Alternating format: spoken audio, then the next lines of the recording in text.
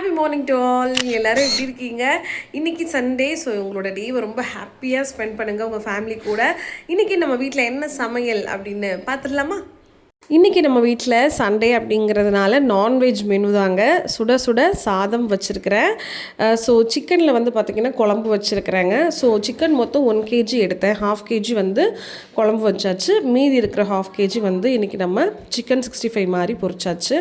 So chicken 65 பொரிக்கிறதுக்கு வந்து பார்த்திங்கன்னா எக் எதுவுமே போடாமே நம்மளால் கிறிஸ்பியாக வந்து கொண்டுட்டு வர முடியும்.